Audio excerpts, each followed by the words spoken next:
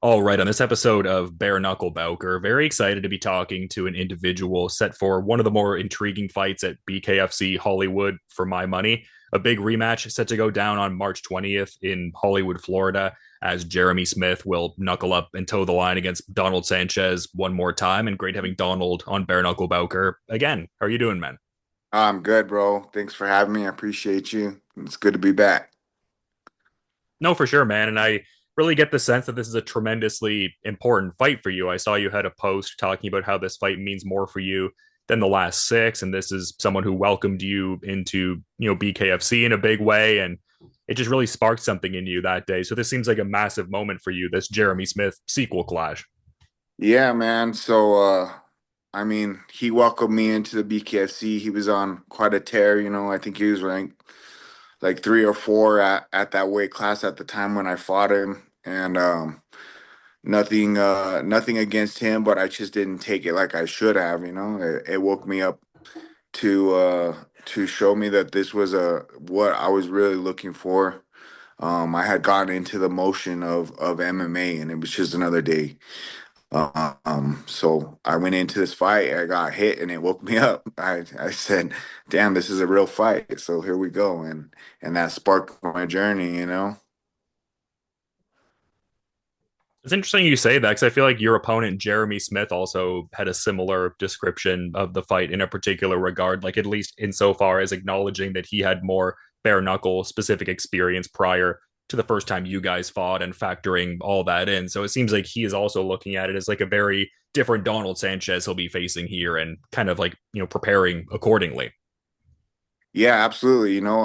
I've shown that every single fight. I've changed. I've gotten better. Maybe this last fight didn't show how much better I've gotten. I don't know. That depends on how people look at it. But yeah, I'm super excited for it. So I can't wait. I know he's training his ass off. Go out there and we're gonna get a show on. Did you feel like you received a certain level of flack for your last performance, just kind of going off of the way you worded that there, or you wanted to maybe show more in that last performance? Like, what were you kind of touching on there? No, I didn't really get any flack for me or anything. I kind of got a lot of props. I didn't, but for myself, I'm my own biggest critic, and things just didn't go well that fight. He had the better day. Um, I'm not one to make excuses, but uh, um, it just he capitalized better than I did, and I had an injury in flight mode after round one. So whatever. You know what I mean. I got the surgery done. I'm done. I'm ready, and I'm here to take out another guy. And it seems like the exact kind of way you would want to kind of like bounce back from, I guess, feeling like that after that kind of performance. And it's curious because I guess that was why I decided to ask the follow up question because you ultimately, went the distance with someone who is, one of the top fighters in the company, was the number one pound for pound at the time, still the middleweight champion. But I understand what you mean, the piece about being your own worst critic. You ultimately just want to get better for the next time and etc. Yeah, man. It was cool because yeah, he was pound for pound number one at the time. Yes, he's a champion. That should be everybody's goal is that position. And I wasn't able to get that out of the way. So, but here we are. We went back to the drawing board. I'm all healed up. I'm ready to go. And I saw a headline going around that I'd be curious to get some more insights on. It came from like a local, like New Mexico based publication where it was talking about how this next fight might very well be your last. Can we get any clarification piece on that per se? Because I did think that was kind of interesting. The fact that you were contemplating that this might be your swan song. Is that the dynamic? Is it more of a final fight on the contract and then see what things look like after? Or what did that wording mean there? Yeah, it's my final fight on the contract, but also, I'm not here just to fight a fight. It's got to be meaningful fights It's got to be people that are worth it. I'm not here to try to build back up. Not saying that I deserve an immediate rematch, but if that were to happen, I would definitely do it. But there's only a few fights in the league that are interesting to me and worth it to me. So I've done enough. I have over 100 combat sports fights. I'm 41 years old, bro. I have businesses to run, family to take care of. So um, it's not about just fighting to fight. I love to fight, and that's what I've done my whole life. So, but this one was different. I had to build up for a goal. We got to that goal. I didn't accomplish it. So here we are, last fight, and we'll see what happens from there. I mean, you are still the number one contender in the division, and I feel like to earn a victory over someone like Smith, who you have that history with, and you kind of tie up a series there, and he's been ranked pretty highly in different higher weight categories. So I feel like all factors considered, you could very well be in a position for a rematch. Just like I said, number one contender in the weight category still, and if you get your ideal outcome in this one, yeah, who knows? But I understand your point of really looking for those more meaningful kind of fights at this point in your career. For sure, yeah, absolutely. If I earn it, but like I said, I'm not here to keep on taking 3, 4 more fights just to get that shot again. No, for sure, I If that understand. makes if that makes sense. So that's just where I'm at in life. No, I very much get where you're coming from. Like, I do understand the sentiment. And yeah, to be fair, you're, like I said, the number one ranked contender, put in the work. So yeah, I guess see what kind of pans out with that. But I did reference at the time Mundell was the number one pound for pound when you two fought. And that has since shifted a bit just by virtue of Mundell losing to Lorenzo Hunt at KnuckleMania VI. Did you have any particular thoughts on that Hunt Mundell fight from KnuckleMania? Yeah, man. I mean, honestly, I was going for Mundell, obviously because he beat me. But man, Hunt's a beast. He's a big dude. You got to stay away from that punch. He cleans everybody out with that one punch. So, um, I think uh, I think Mundell does better if he has better time and in better shape for that. But you know, he can't pass that fight up. That's a huge fight. So I see where he came from on that, and it takes a real man to go in there and risk all that and take it on 2 weeks' notice, like that type of fight. So I give him mad credit. He may have gotten knocked out, but what other dudes are gonna say they went in there and did what he did? Well, yeah, to fight someone like Lorenzo Hunt in general, even off of like a full camp, is commendable in and of itself. Never mind like the short notice situation that he was in. So, yeah, fair play. It would be interesting to see what a fight like that would Yep. look like if they both kind of had the full camps going in and everything. For sure, man. For sure. I kind of chimed in a little bit because, Mendel said he was hurt a little bit and he deserves immediate rematch and blah, blah, blah. I never really said anything before, but, if that was the case, then fuck, dude, I tore my elbow. I had to have surgery and I was hurt in our fight. So give me the rematch too. You know what I mean? Yeah, I mean, that sounds consistent with the logic you're talking about. I mean, who knows? Maybe, yeah, maybe Mundell runs it back with you and Hunt and kind of is all Yeah. cohesive. So, see how it plays Yeah. out. Yeah. Yeah. It's up to the company. You know what I mean? What they do. So we'll see.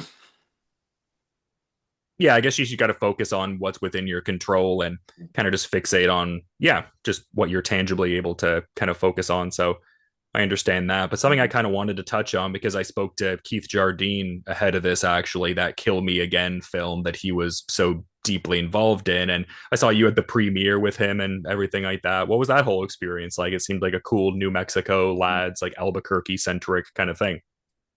Yeah, man. I mean, many people don't know this. I'm not too loud about things, but I was executive producer on that with him. So, I helped him out a lot. He asked me, and he's a great writer. So I was just there to support him, and we did a pretty cool film. It's cool. I don't know if you watched it, but it's different, but I Mm-hmm. like it.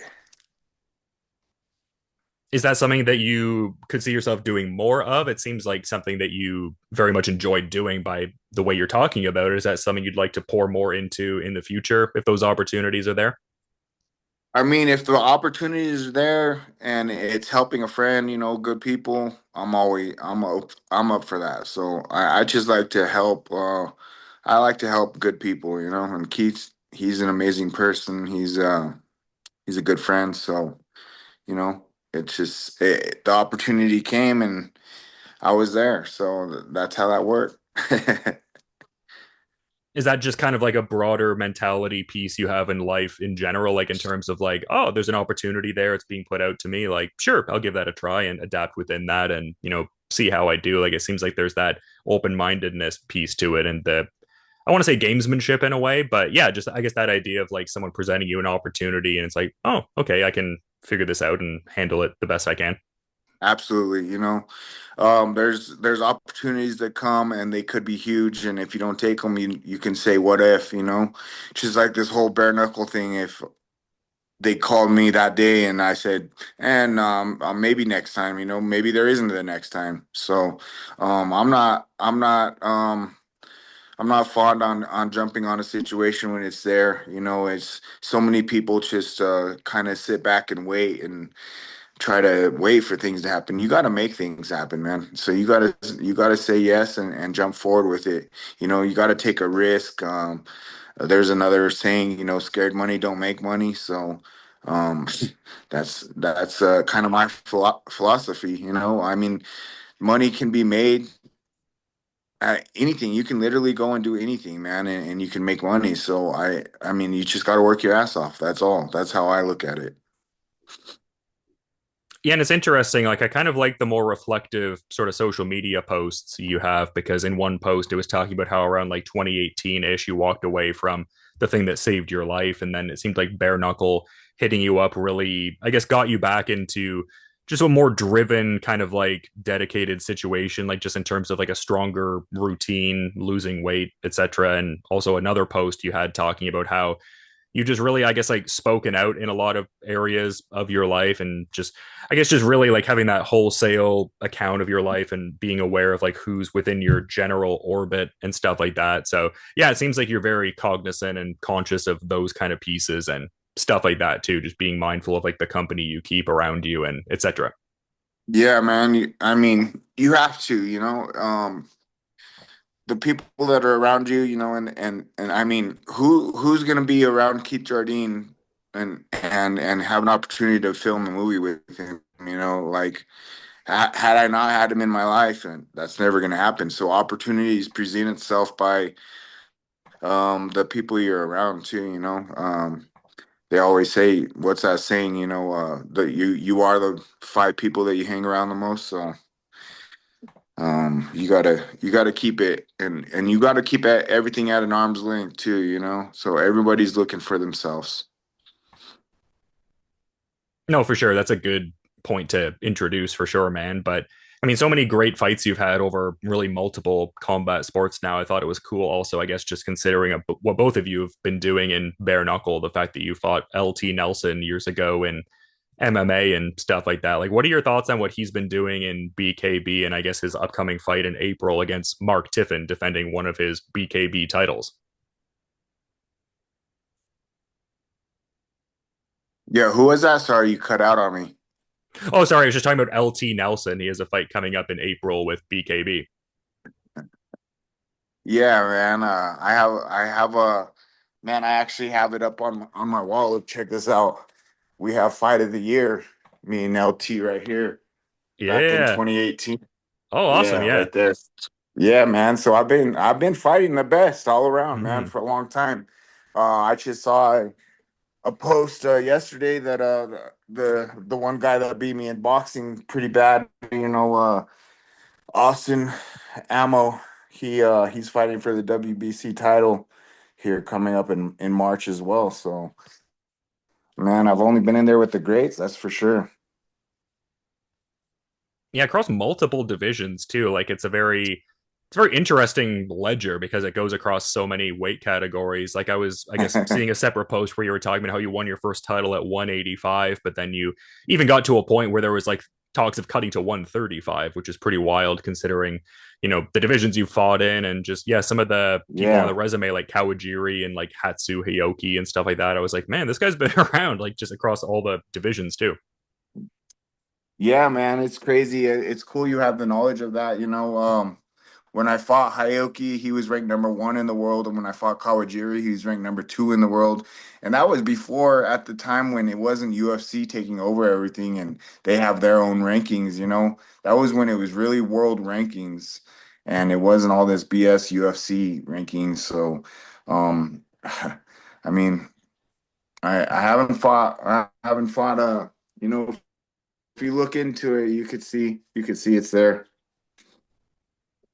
Yeah, it seemed like such a more, I don't know. This is a very like I guess childish way to phrase it, but almost like a more fun time in the sport. Like to your point, it's like people from all these different leagues. You can just go to different parts of the world and fight the very best. And it seemed like there was more of like that, I guess, global appreciation of the sport on a fan level. And there's like a certain amount of that to a degree today, but it is far more like UFC specific for a lot of people and whatnot.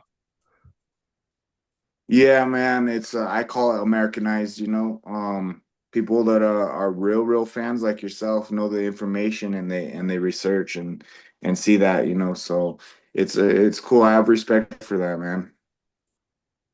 Oh no, thanks, man. I've just been a fan of, well, MMA specifically, I guess, since like 2004, but I've been watching combat sports in general since I was like 8 years old. So I have like a certain appetite for it for sure. And yeah, definitely appreciate what you've been able to do. And like I said, your story definitely shows a, game desire to fight the best in whatever combat sport you're in. And yeah, super exciting fight you have coming up here, man. I do also want to be mindful of your time as well, Donald, in case maybe you did have a final parting thought as we're kind of wrapping up here. I really appreciate you making the time today. Yeah, man, I just thank you. I appreciate it. Thank everybody that always supports me, and I want to thank Jeremy for taking this fight, and it's going to be challenging himself. So he's a warrior himself. I can't wait for it. It's gonna be fun. I get to go to his hometown this time, so I do have a lot of people going though. So it's not gonna look like it's a hometown guy with the crowd out there. So I'll tell you that. No, I love that. And I'm super excited for this fight. Like when I saw it was announced, definitely, got the fire going considering it's a rematch and the history you guys have. And also always cool to see two great fighters throw down. So thanks so much for the time ahead of this Jeremy Smith fight at BKFC Hollywood. I'll certainly be checking things out on March 20th. But to reiterate, thank you for coming on Bare Knuckle Bowker and have a good rest of your day, man. Thank you. You too, man. Thank you.